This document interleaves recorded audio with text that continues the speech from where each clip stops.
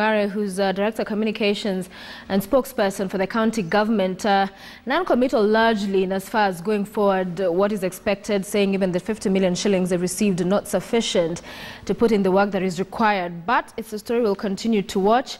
But my takeaway from that, you're on your own pretty much. Work out things with your boss or your schedule to make sure you're not caught up in the mess that might continue with the rains expected to continue pounding the city and other areas, as the Met Department has said. It is half an hour time for State of the Nation. We'll definitely get our thoughts from our guests on that story as well.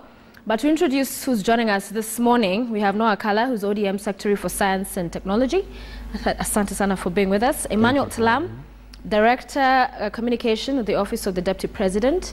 We also have with us Moses Kajwang, who's the Homa Bay Senator. Gentlemen, thank you for joining us. We'll today begin out of the country. A member of the East Africa community, Burundi. A lot is happening there. Yesterday there was a summit that was held in Tanzania. Remains unclear the state of Burundi. The coup being called. We see the president coming out a statement, at least from the presidency in Nkurunziza's office, saying that everything is still in place. This coup is a joke. The EAC leaders, led by Kikwete, who's the chair, come out and say that they want the election postponed. Number two, they are saying coup is not the way to go. Talam, I'll begin with you, because the EAC leaders have been accused of dragging their feet on this particular issue. Do you sense enough has been done to ensure this does not escalate to what we are seeing it as now? I think what we need to appreciate first and foremost is that the Burundi case is a special case. That even as we speak of the East African community, the East Africa community for that matter, we have countries that are more stable than others. We have countries that have different backgrounds in terms of where they've come from. Burundi has just come from a conflict. And how anybody is going to handle Burundi. You cannot handle Burundi the way you would handle Tanzania, for example, or Kenya, or even Uganda. Because of the delicate nature of the politics of Burundi, I think it puts any institution or anybody who's interested in bringing stability or long-term stability in a very awkward position. Because this is a country that is still trying to recover from the conflict, from the civil war, and that much of the solution lies with leaders of that particular country, not the leadership of the region, not external leadership. And so, in my opinion, of course, I also believe that much should have been done to forestall that situation in Burundi. But I understand the dilemma of the regional leaders in how much they can push a country like Burundi, for example, to ask the president of Burundi not to run for election. There are some very delicate dynamics that are only known to the leadership of Burundi and to the people of Burundi. But those dynamics boil down to one clear-cut thing, that he's seeking an extra term. The Constitution is clear about 2 terms, but his interpretation is what everyone is in disagreement about. But the international community, including the United States, the Secretary of State the other day, completely condemned what he's trying to do. So shouldn't we be seeing, and I'll come to you with this one, Senator, the EAC more pronounced, more clear about their position instead of seemingly playing safe? The dilemma of our leaders is really simple. If you go to Rwanda, they are busy attempting to scrap term limits. If you go to Uganda, they scrapped term limits. If you look at South Sudan, they've got their own issues. So you've got a leadership within EAC that might not be committed to the issue of observing constitutional provisions. And that is why they're not coming into Burundi with a heavy hand. Where I disagree with my brother Talam is that the East African community cannot sit back and just watch Burundi unfold, because you have seen what happened to Rwanda.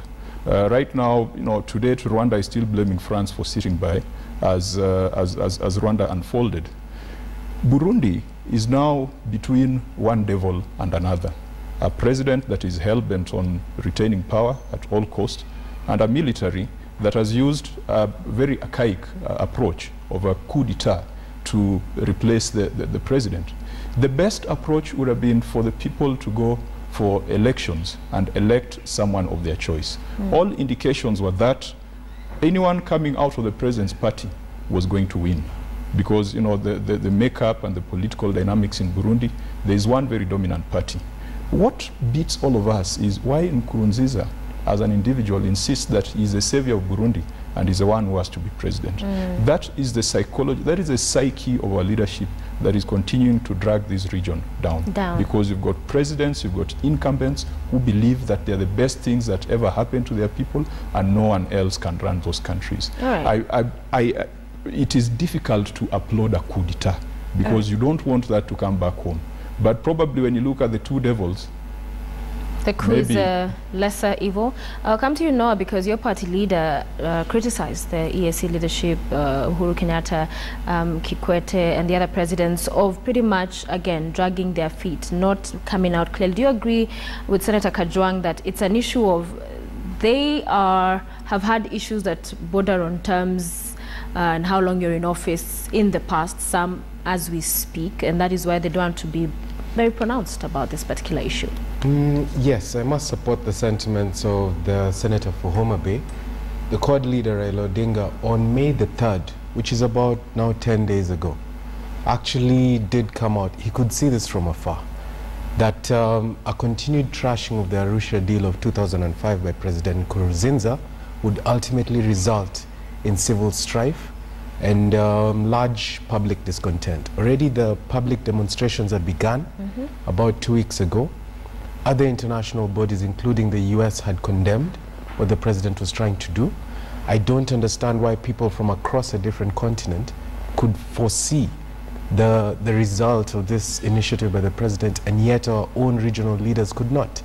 So dragging their feet has become typical of regional leaders because they're the greatest beneficiaries of injustices to the people. Yeah. All right, and I'll come to you, Talam, just some clarity perhaps on where this situation stands, but also just to notify our viewers that this panel was supposed to have one extra person who was unable to join us. Issues of unfairly constituted panels really catch on to our viewers sometimes and will be what is going on there with the 2 against 1. So just so that we're clear before your tweets start coming fast and furious.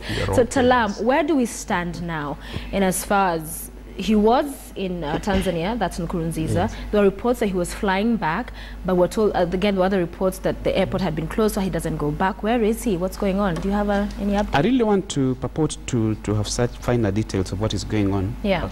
But what I know is that the position of the leadership of East Africa community is that it does not support the coup in Burundi. Yeah. The community does not support a coup anyway because it believes the coup is not a solution. And so the position of the leadership of the East Africa community is that there must be a postponement of the election. How that is going now to fit into the new development is a totally different issue, because at the end of it, President Nkurunziza remains the elected president of Burundi. And until Burundi as a country, as a people, resolve the standoff, the leadership of East Africa community can only maintain their original position, that they recognize President Nkurunziza as president and that they don't support the coup. But when they say to postpone the election, isn't that playing safe? Because in essence, he is very firm on his position, Nkurunziza. Yes, that will agree. not change in a month. We should not look at it in a very simplistic way. President Nkurunziza expressed the desire that he wants to run. But the final decision was given by the court of Burundi. And then fled. Which everybody respects. And the interpretation on the face of it somehow makes sense. I'll give you a very brief history. In 1991, when this country adopted multi-party politics, and they agreed that Kenya was going to set presidential term limits, there was a lot of debate on whether former President Moi was going to run for president because he had served almost 10 years. And the argument was, which was fronted by Moi and it was accepted, is that we are starting afresh. And so I qualify for 2 terms. Okay. Nkurunziza is arguing that I have only been elected once directly by the people. And that by definition, an election is through a universal suffrage, that I must be elected directly by the people. And he's saying the first time I was elected by parliament. So a legitimate argument. And the court has said, it is true, this guy has only been elected once by the people, and so he stands a second chance. But so why how do you account for the uproar from the people of Burundi? That's what I'm saying. The moment a conflict now gets into the institutions of a country, like the courts, to what extent can an outsider, for example, even our own president, intervene? You cannot purport to dictate. You cannot say that that interpretation by the court of an independent state is wrong. Okay. I'm saying these are the things that complicate conflicts in Africa. When you look at the circumstances under which the judiciary arrived at the decision that Talam cites, there is one of the judges who fled the country and cited extreme pressure to tilt the judgment in one direction.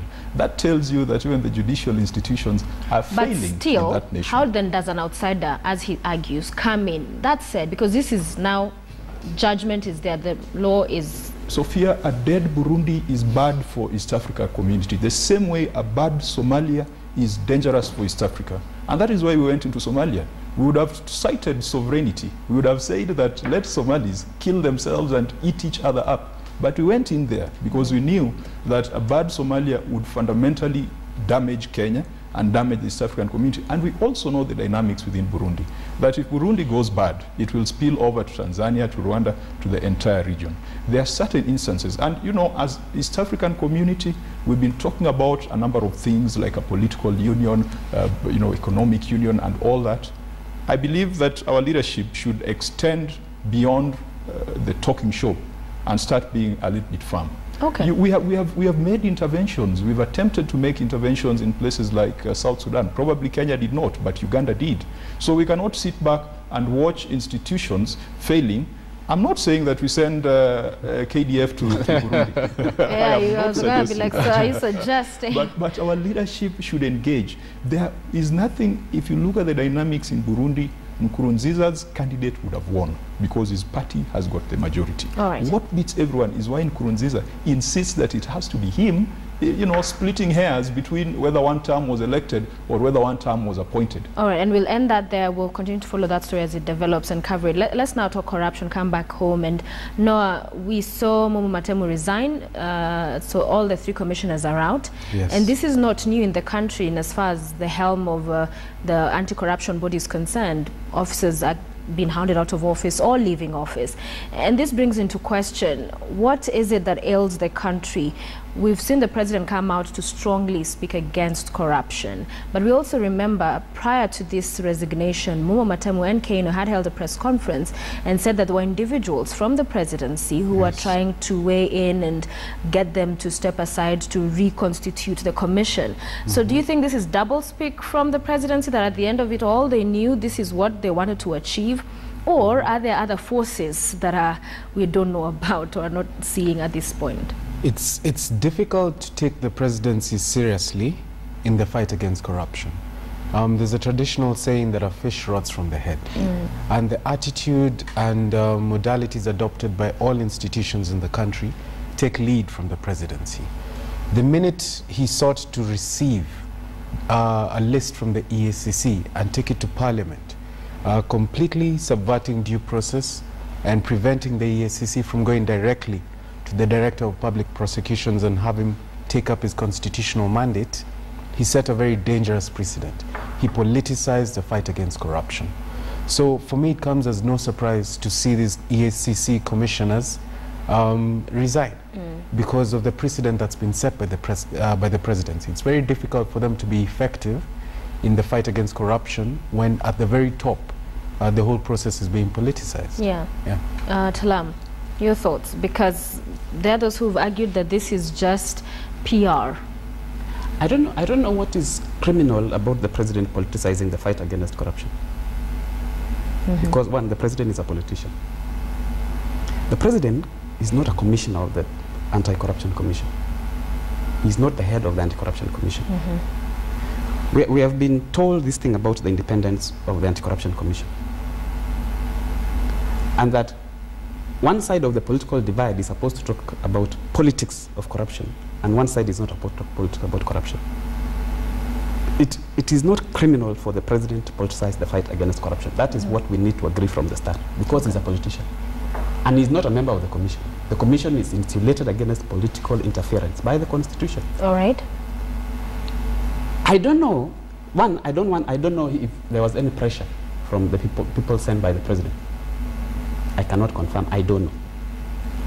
But listening to the gossip about this alleged meeting, we are told, the people who told the commissioners to resign told them that you've lost credibility in the eyes of the public. And that the fight against corruption cannot be won with this perception that you've engaged, you've contacted people who are under investigations into mega scandals. And that in their opinion, and I'm not saying I'm aware about that meeting, but I'm saying that is what the story that is not being told about the alleged meeting. If actually there was such an attempt to persuade those people to resign based on that they had lost credibility in the eyes of the public, the fight against corruption can only be won if there is public support. And public support is largely perceptive. It is perception. People can only perceive to be clean. You cannot know. So you agree with, if that happened, those individuals were right to do it? Indeed, the commissioners had established contact with suspects, the people they were investigating about corruption, they should have resigned last year, not yesterday. Senator, what does that leave the war on corruption in the country? Because again, at the same script, we've had the other leaders, CEOs in EACC, rather chair in CASA, now EACC out. So one would wonder, is this just something that cannot work in this country, that there's something about Kenya that will not fight corruption? Yeah, Sophia, my brother has more or less confirmed that there was a meeting to put pressure on the commissioners, in as much as he calls them rumors. But getting back to the substance of your question, a commission without commissioners is like Christianity without Christ. It's dead. You cannot say that we got an EACC when you don't have commissioners. Who is the CEO taking directions from? I was in Parliament, joint sitting of Parliament, when the President made his speech during his State of the Nation address. The President delivered an excellent speech. It was excellent because of the drama and because of the delivery. But the content left a lot of things wanting. The President gave 60 days for more than 200 cases to be looked into, to be investigated, and files to be handed over to the DPP for prosecution. That in itself was impossible, even if you had 100 commissioners running the show. Because if you look at the track record of prosecutions on corruption, we have not been successful in prosecuting a large number of cases. So the President set himself up from the word go. He probably had good intentions, but maybe the advice he got was not the best, because there was no way we were going to achieve any meaningful investigations and prosecutions within 60 days on that list. That list, we discussed it in Senate, it was discussed in Parliament. It was a cocktail of rumors. Talam himself, the axe fell very close to his office. The chief of staff in the deputy president's office was one of those people who was asked to step aside. And we saw people come out and talk about this being a witch hunt and victimization of sections of the ruling coalition. Now, when you politicize the fight against corruption, yes, the president is a politician, but corruption is an economic crime. It is not a political crime. It should not be politicized.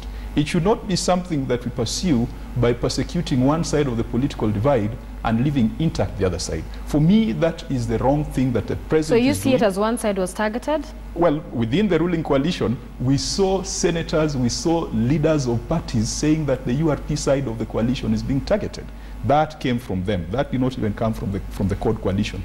When you politicize the fight against corruption, and you use it to target people who are not in bed with you politically, then you lose the plot. Let's hear from you, Talam, on that one.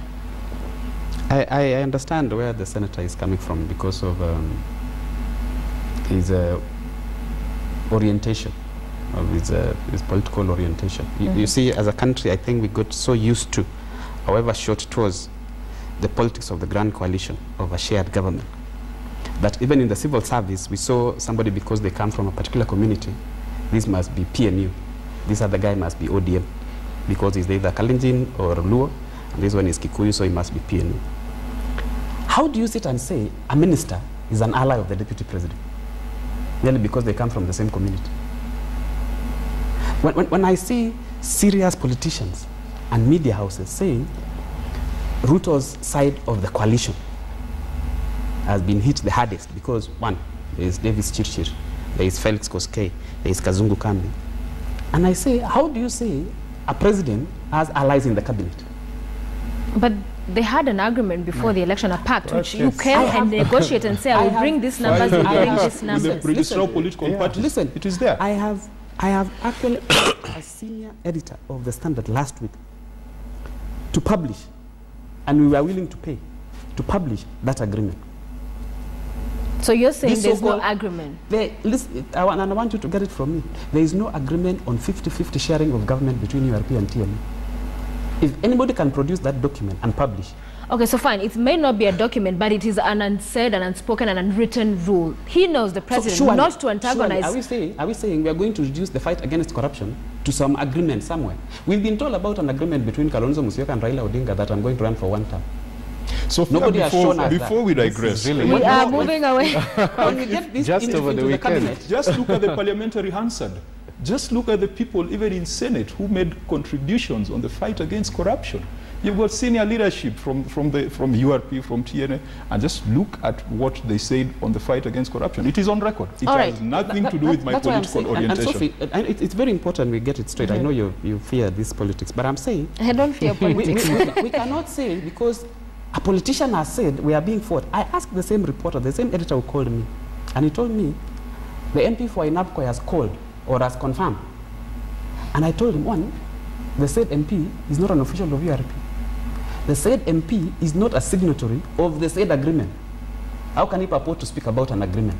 What about a gentleman's agreement? Because today, if all of these, say, cabinet secretaries were seen to be from one side, again, there'll be uproar, there'll be complete lack of support from Ruto's background. So he knows, so the president ideally then would know, politically speaking, that you must balance this out. So yes, it is easy to argue that there is no written agreement, but it's perhaps unwritten, but it is there in substance in as far as what they brought in to win this presidency. On the Friday before the president addressed Parliament on Tuesday, I covered the deputy president in a function, and he was very categorical that those people will be found to be corrupt. Whether you are in cabinet, in the civil service, or anywhere, you will carry your own cross as an individual. It was very clear. Okay. So when they build a narrative about a side being targeted, here is a person who is being accused of being targeted, who approved a list that has his own chief of staff. All right. Now, finally to you, on corruption and the war against corruption, what is the hope for Kenya? Because there's so many dynamics we could talk about in as far as what has happened so far. But going forward, is it going to be another same script, different cast after 4 or 5 years? The hope for Kenya is called. But I just want to express... How? No, how? In terms of corruption, how exactly? Well, first let me just express my surprise that my brother Talam here has confirmed for all Kenyans to know that URP is indeed a junior partner in the Jubilee coalition and does not participate in the 50-50 decision-making of the governance of this country. And contradict what he said earlier, that we must agree that the president is a politician and the fight against corruption, it's not criminal to politicize it. And the reason why I disagree with this is that the president must be at the forefront of good governance as the president of the republic, because not only does he head one of the arms of government, but he sets a standard for the institutions in the country to follow. So if the president begins to politicize the war against corruption, then it must come as no surprise if the judiciary does the same, if the EACC does the same, and indeed if the legislature would do the same. So we expect the president to set a standard for the rest of the country to follow. Okay. Now, as regards hope for Kenya lies in institution building. And this is why I feel that it was such a grave mistake for the president to accept that list from the EACC. What does that have to do? He could have institution building. He could have rejected that list, allowed the EACC as an institution to perform its role and go directly to the DPP.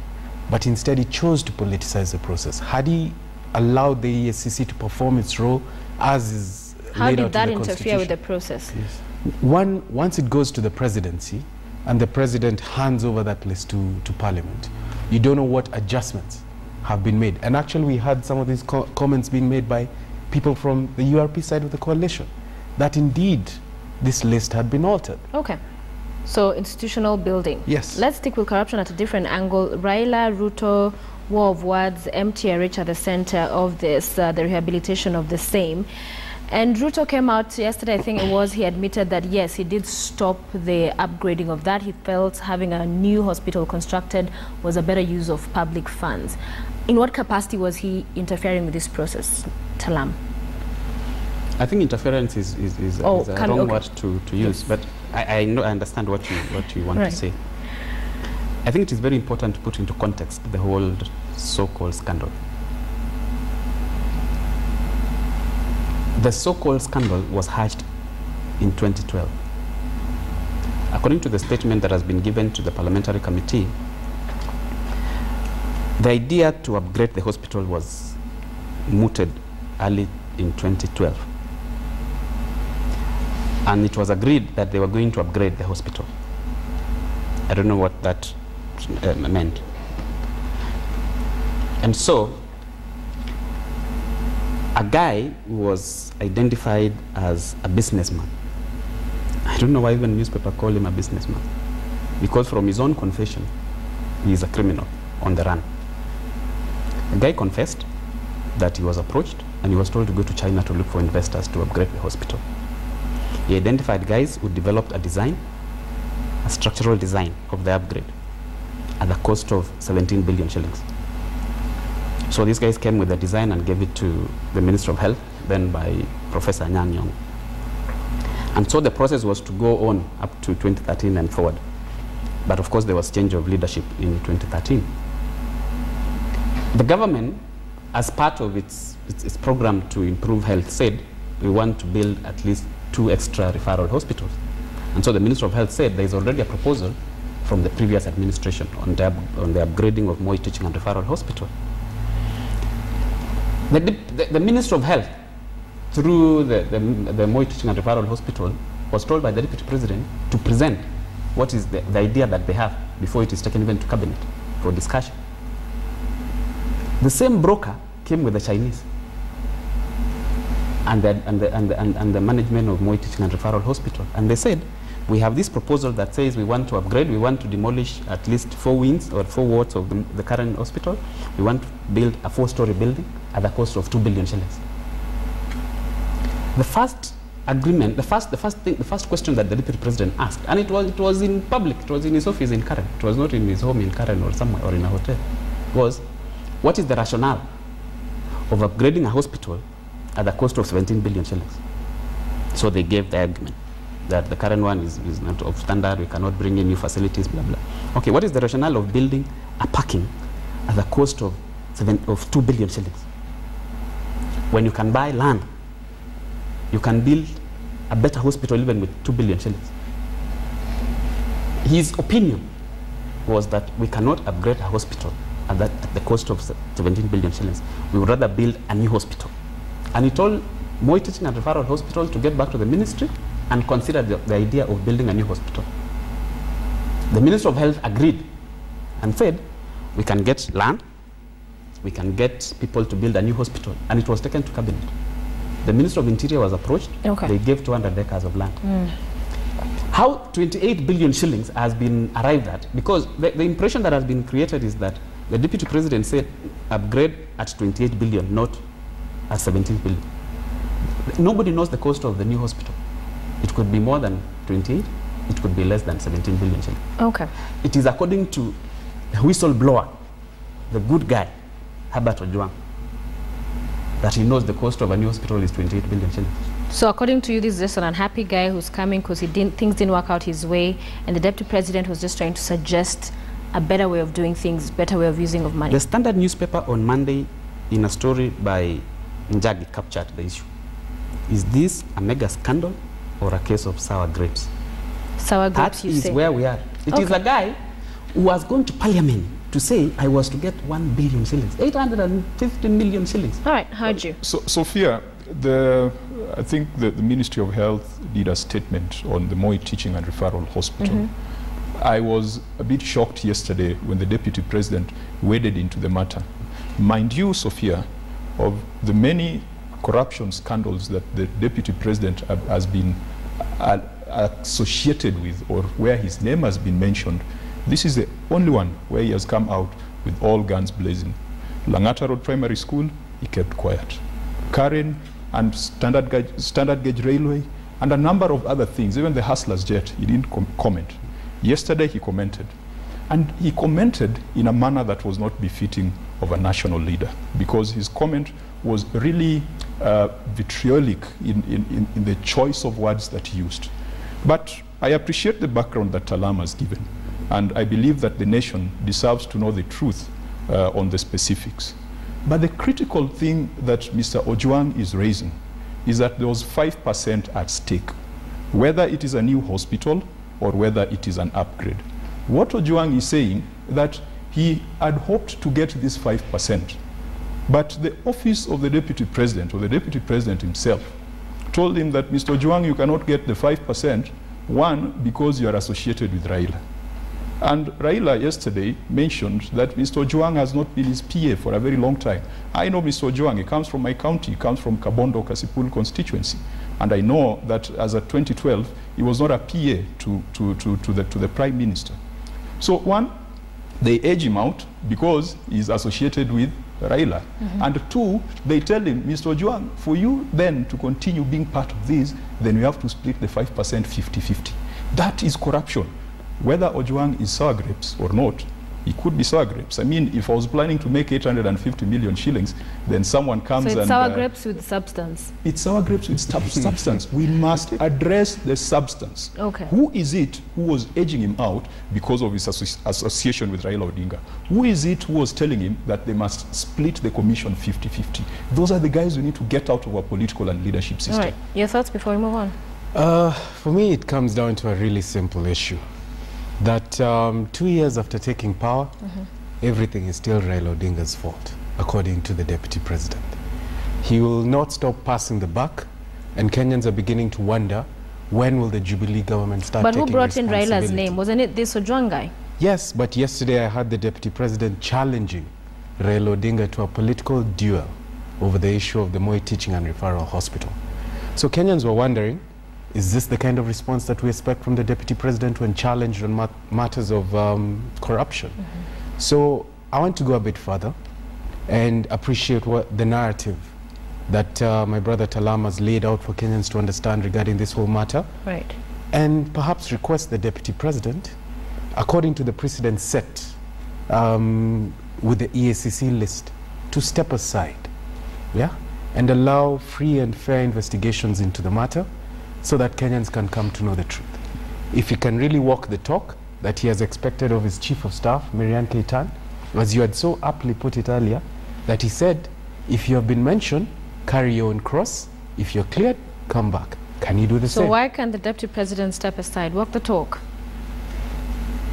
And as you comment, to remember that whilst for many it's allegations, and also for him this particular one is, he was, however, found culpable on the Muteshi land. He had to return that piece of land. So he had taken it illegally. It was an illegality that had happened. So on that one, that was a conviction outright. So he has done wrong and is still in office. So many people wonder, why is it that high standards are called to be upheld by other leaders and not when it comes to the likes of the deputy president?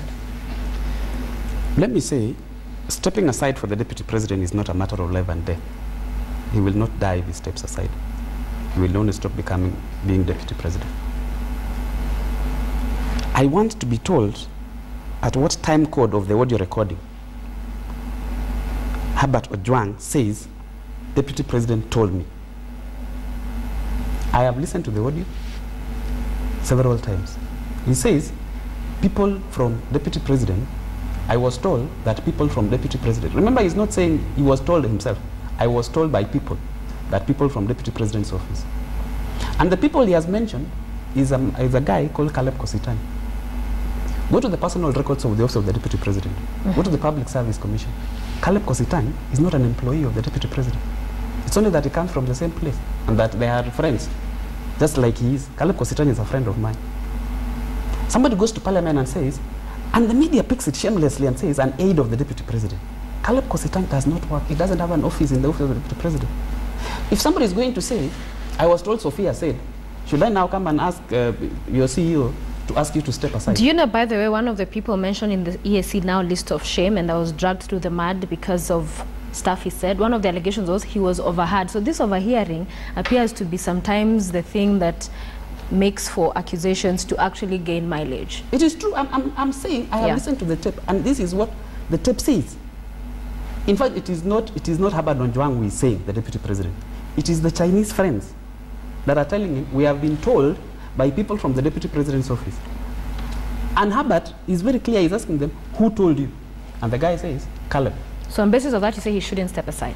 He cannot step aside. But surely. why did he have to respond expect yesterday? others to do the same? Why did he have to respond yesterday if he's not been mentioned? Yes, that's what I want Yes, to so come what do you to. say to that? Why did he respond on this particular one? That is the gist of what I want us to discuss. Okay.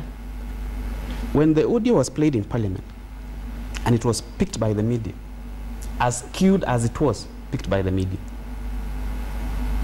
and that everybody was now telling the deputy president to step aside. And that is, of course, I know it is, most of you were not beneficiaries of the whole clip, where the deputy president put the conflict or the so-called scandal into context, as I have tried. And that is why he said, in conclusion, I don't know why the prime minister and his people are saying I should step aside or that I am corrupt.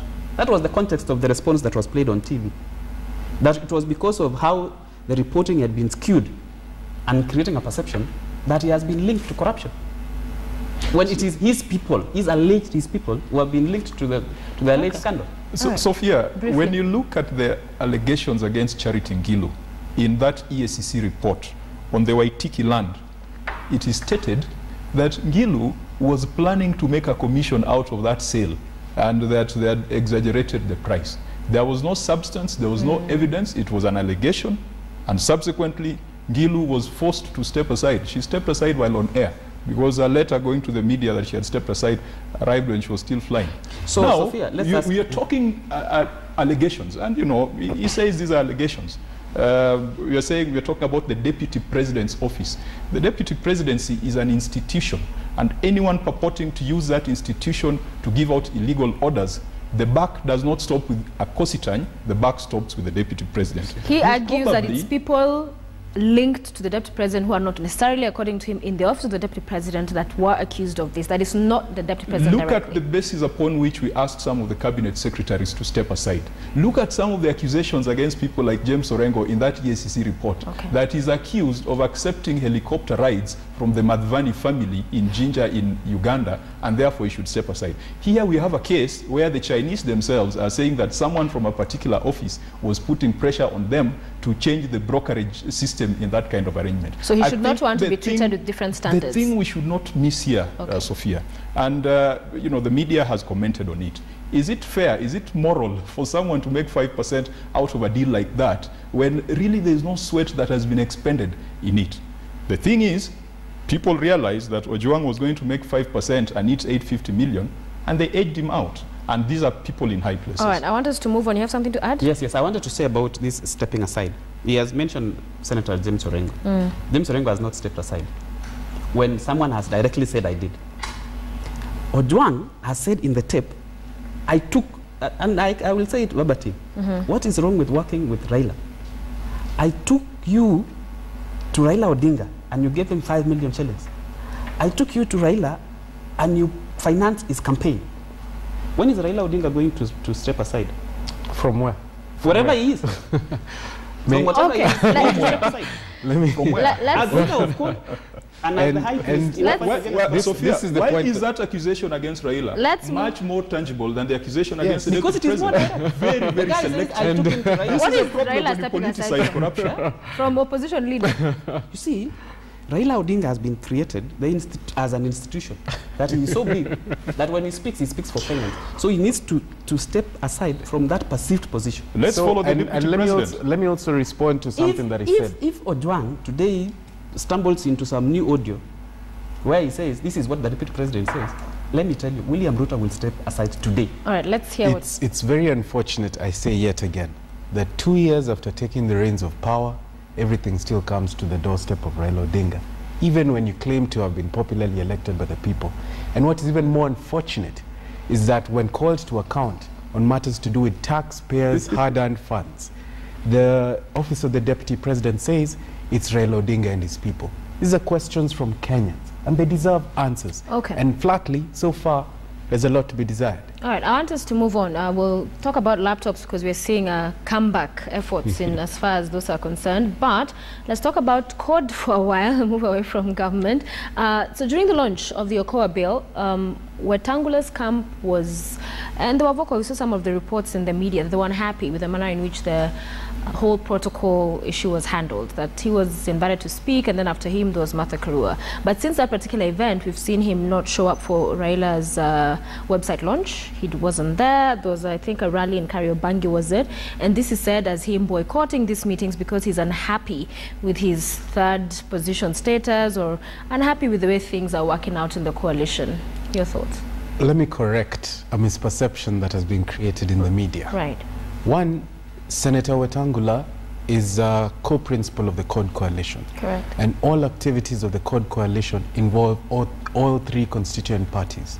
He was invited for the launch of the website. He sent apologies because he had a funeral to attend in Bungoma. And that same funeral is what he was attending the following day when the Kariobangi rally was held. But I'm sure you'll even see in today's... The funeral in 2 days? No, he was traveling to attend the funeral. Okay. There are preparations that needed to be made. And this is something that he stated publicly. So this attempt at creating tension within the CORD coalition is, in my view, grasping at straws. It's non-existent. And even as recently as today morning, if you check his Twitter handle, he's reiterating his position and support for the coalition. Sophia, I sit in Senate where Senator Wetangula is our minority leader. Read the Hansard and watch Senate proceedings. Senator Wetangula is firmly in CORD and is one of the leading ideologues within CORD. And do not talk of third position, really. We've got co-principals, three of them. So there is no one who's number one, number two, or number three. Do you agree with that? No, let me just finish. Let me just finish. No, because some have argued this way, in terms of just protocol, even from the face of it, just looking at it, you'll have Raila Odinga, and then you'll have always in his right-hand position will be Kalonzo Musyoka, Wiper, and Wetangula. Always in speaking, when they're all together, it will be Wetangula, Kalonzo, and finally, just from that, that's how he's earned the third. Why can't he be the last to speak? Why isn't then Raila speaking first, then Kalonzo? As at the last election, Kalonzo Musyoka was a running mate to Raila Odinga, and Kalonzo Musyoka was part of the team. As we go into the next election, we don't know what is going to happen because Ford Kenya, Wiper, and ODM have all endorsed their party leaders to contest. True, it but could be as you insist on this equal partners, it is not the way you present it. That's all I'm saying. It is not the way it appears to be presented. It's always skewed to that 1, 2, 3. The benefit of the issue of protocol, Talam has an advantage because within government you've got trained protocol officers. You've got people who go to school just to study protocol. Within CORD, we use volunteers. We get a lot of our people, a lot of our foot soldiers, people who are just committed to the cause. Okay. So there could be protocol lapses, but there's absolutely no disrespect. Salam, let me hear your thoughts on this, that it's an equal partner. You will allow me to put a disclaimer. Yes. Whatever I'm going to say, I'm not saying as Director of Communication. Step aside first. He has stepped aside for a minute. Yes, but I'll tell you that because of my background as a journalist and a political reporter for that matter. Okay. And as he has mentioned, I've had the benefit of knowing how protocol is done in government. Protocol is a very serious issue, locally and internationally. And that it is protocol arrangement is about power arrangement. How people are arranged tells you that is where power is. That is why when you're in a function where the president and the deputy president are, even the seat of the president is different. There is actually even space between the president and the deputy president. That is what we call power space. Yeah. The president's seat has those rests, I don't know what you call them. The DP doesn't have. Yeah. When the DP is alone, of course it is upgraded. That is just to tell you how protocol is. I said something when Raila Odinga launched the website? It was not the website. I think when their rally at Uhuru Park when he came from the US. And that was my observation as a political reporter. And I said, what Raila Odinga succeeded in doing is to sort out the protocol mess in CORD. He has said who is boss. Raila Odinga is boss of CORD. I pity Senator Wetangula when I would want to believe he doesn't believe even himself when he says he's equal to Raila Odinga or even Kalonzo Musyoka. You see what the Raila friends, and I give credit to them, they are very good strategists, right from my good friend here. They have been very successful in hiding under this umbrella of core principles. There is one principle in code, the Right Honorable Raila Amolo Odinga. How do you say, how do you call yourself? Let him finish.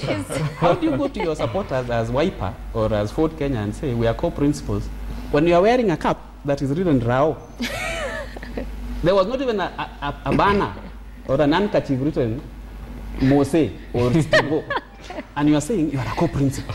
But I'm saying I admire the politics, how the protocol and the lineup is being set in code, because the ticket is a time bomb in code. And what Raila has successfully done, he knows that in the minds of Kenyan, he is the principal of code. Okay. It is up to Kalonzo and Wetangula to sort themselves on who is going to be number 2. You would Fair think, assessment or not? you would think that my brother Talam sits in Code Coalition meetings. No, but I take feel it from yes. ordinary Kenyans' perspective, watching all of these events as they unfold. Wouldn't you think the same thing? What I think is that the Deputy President's Communications Director is projecting the inequalities He has within spoken as a Jubilee. journalist, a former journalist. He's still Can't separate. the Deputy President's Communications Director has projected the inequalities within his own Jubilee coalition onto CORD. And I'm afraid that won't wash. Just because he has so publicly confessed here that there is no 50-50 deal within the Jubilee coalition, and the president is indeed boss, doesn't necessarily mean that the same is of the CORD coalition. We came together as brothers, pulled together by a common ideology, shared beliefs, and I'm sorry if that's not the same thing in Jubilee. I have, let me say, you mentioned something so that you have the feel that I don't want to talk about code anymore. I have personally called newsrooms and said we don't like this line that you say, the Jubilee principles. There is one principle in Jubilee. Yeah. President Uhuru Kenyatta. William Ruto is not a principal Co-president. He is not. He's the deputy president. When he was campaigning, he gave people a telling us, different impression. Sophia, this discussion on protocol is a discussion of the mundane. Our supporters really don't care. Those people who went to school to study diplomacy and protocol could be reading much more than the bedrock of our support. The question we must ask ourselves, has there been any ideological shift that could make Senator Wetangula uncomfortable? Unfortunately, I would say no. Because right now, Senator Wetangula is very much within CORD and very much committed to the Okoa Kenya movement bill. We should ask ourselves whether there is any ideological shift that might make any of the core principles feel uncomfortable. Ideologically, there is absolutely nothing that has changed. In fact, our commitment as CORD, and if you look at our principles, we are seeing the blunders that Jubilee is making.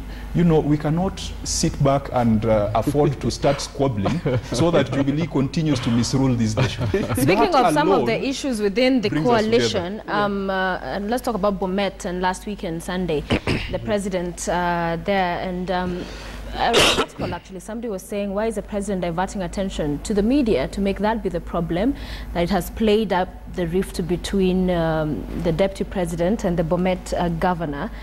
So this I'll put to you, Talam, and we'll also talk about the picture because that's a whole other interesting aspect of who was standing and who was sitting. But by virtue of the fact that he traveled, went to Bomet, is because there are concerns within Jubilee that Governor Ruto and company are making inroads in the deputy's stronghold. Isn't that correct? As far as I'm concerned, Governor Isaac Ruto is from Bomet, and that is the stronghold of William Ruto. So I don't know which inroad is he making, from where. What do you mean from where? Rift Valley. Governor Isaac Ruto is a member of URP. He's Yes. a governor of URP. But has been very critical of the government. Yes. Yes. So what is the issue? Well, Sophia, the deputy president tells his tells the voters I want to to go be to given the JAP. lion's share of this discussion on this particular issue, just like I gave them to talk about code and protocol. Anyway, you've raised an issue about the president. For the record, the president did not go to Bomet to address a public rally. The president did not go to Bomet on the invitation of any local political leader. He went to Bomet to preside over a fundraiser. And that's the official narrative. But let's... It is not the official. It is the only narrative that is there. It's only that I can't talk about the president's diary.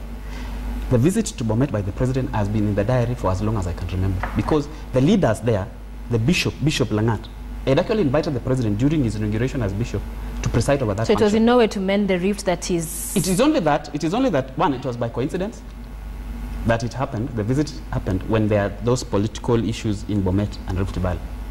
But the president was not going there to talk about ISA conflict. But he spent quite some time talking about the same, saying that... Yeah, it goes back to what I was saying.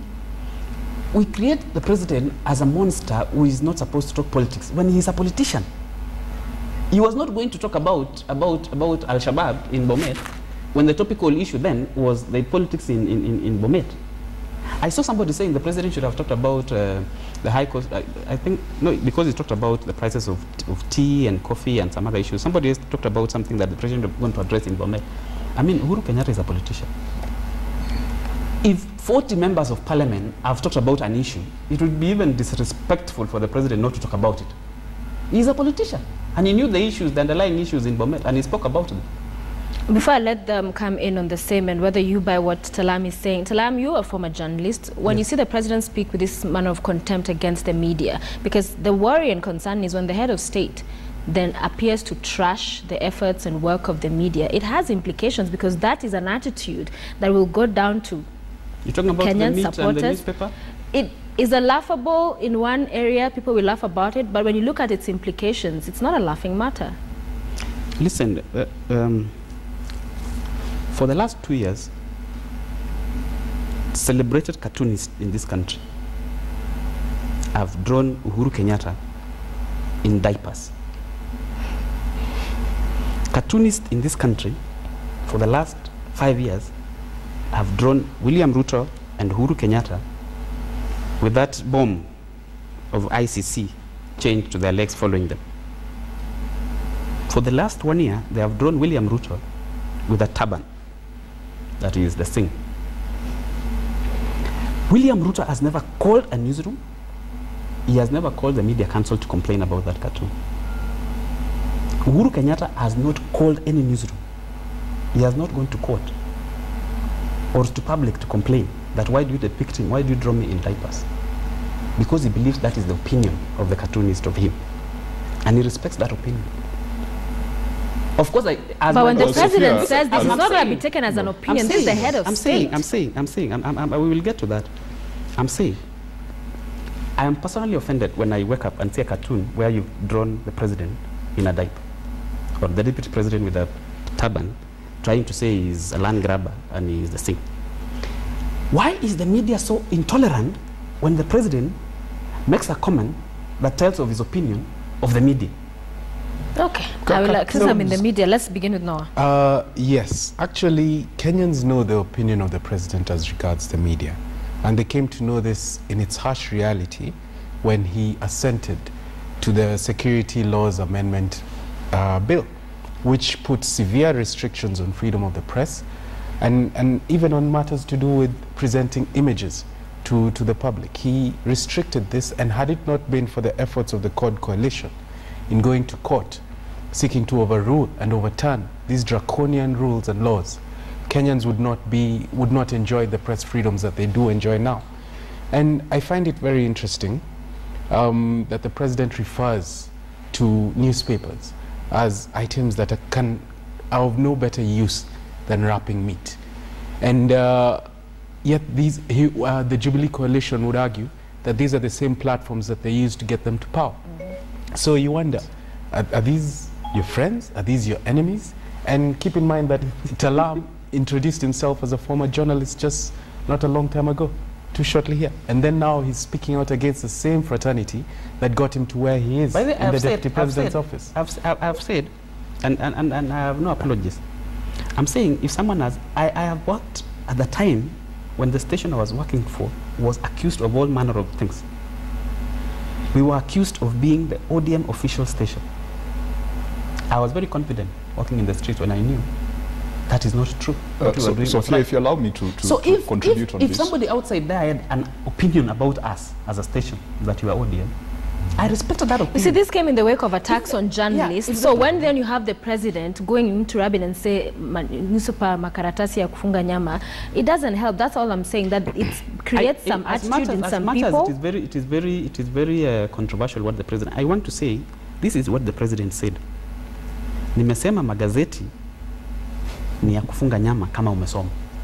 No. That is twisting it. All right, let's two issues. It makes no difference. Got you. Had you. Let's bring Senator in. Senator, I want to comment on both the media question, but also take you back to what he commented on earlier, the issues in Bomet, and that he's playing them down as this was an invitation long-standing. The president in no way was he going there to mend any issues that are standing out.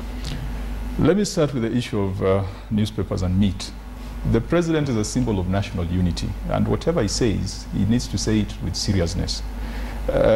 We cannot use our emotional response to cartoons to define the state's perception and policy on the media.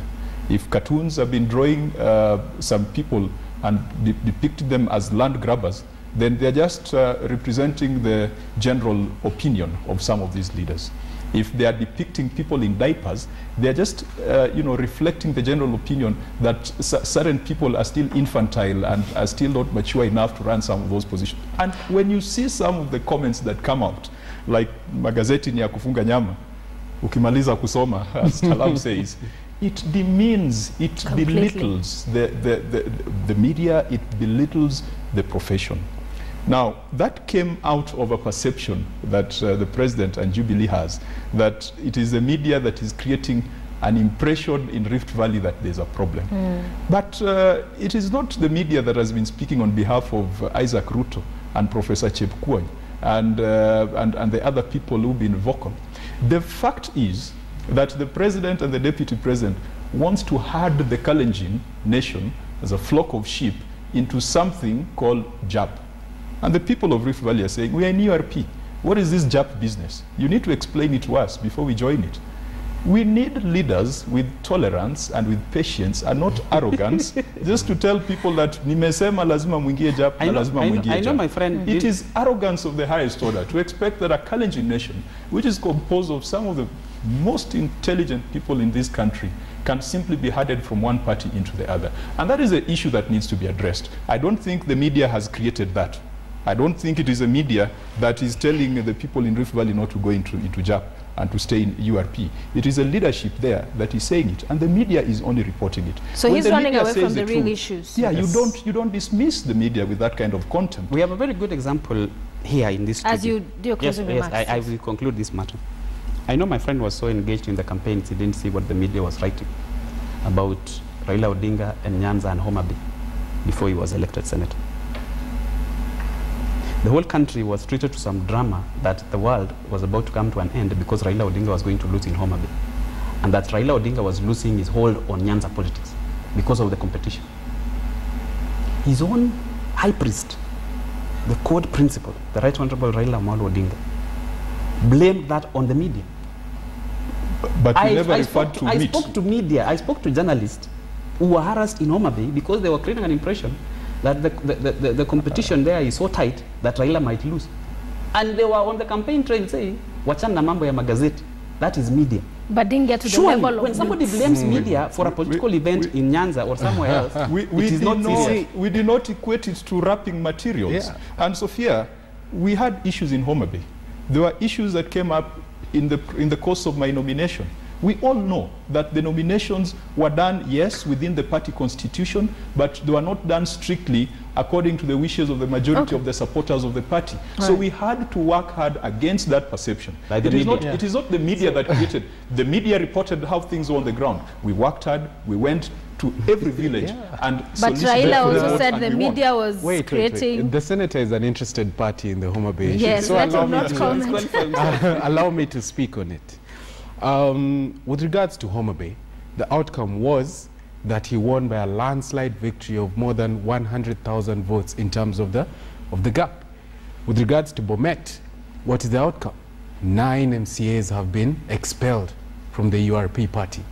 William Ruto is on record as saying that there is a great deal of intolerance in ODM when he was the deputy party leader, and yet these are the same characteristics that we are seeing him practice within his own party, URP.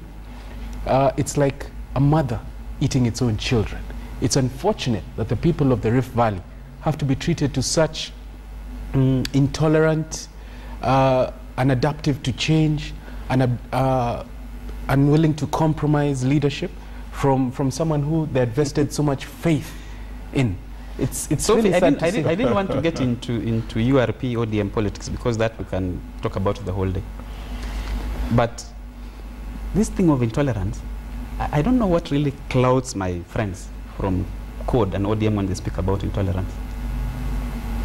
As we speak, the governor of Nairobi cannot address a function where the Prime Minister is, including in Nairobi, because of intolerance.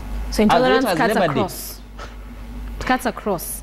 The governor of Nairobi that is not correct, been Sophia. expelled. In Kajiado, Governor Kidero was the leader of the delegation and Yes. he delivered Kajiado. Yeah, that is Kajiado. he's His booed- argument is if here he's and booed, back home. He's being booed by supporters, not the leadership. Let The us leadership not talk about entrusted him with let us not talk Kajiado. about Kajiado and Kidero, because we are going to open a debate that is not going to end. Yeah, No, we but need you to- know, that's just the Kidero fact. actually had a last chance to prove that he's not DM by campaigning in Kajiado. If that is not intolerance, but I'm saying let's not get into the details of party ODM politics. has Yeah. never instituted any We know which disciplinary party is procedures intolerant. against Evans Kidero.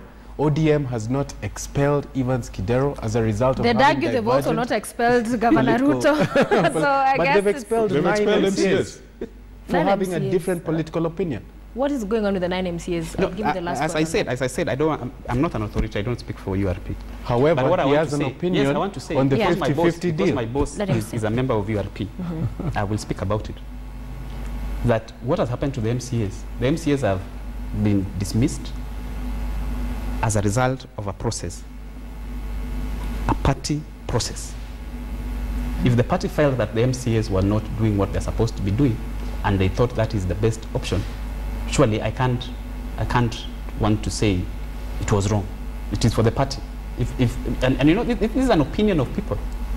If you are a nominated MCA and the party believes that you are no longer implementing the policies of that party, that party has a right to do whatever it is Okay. they want. All right, we will end it there, gentlemen. Thank you so much for joining us this morning.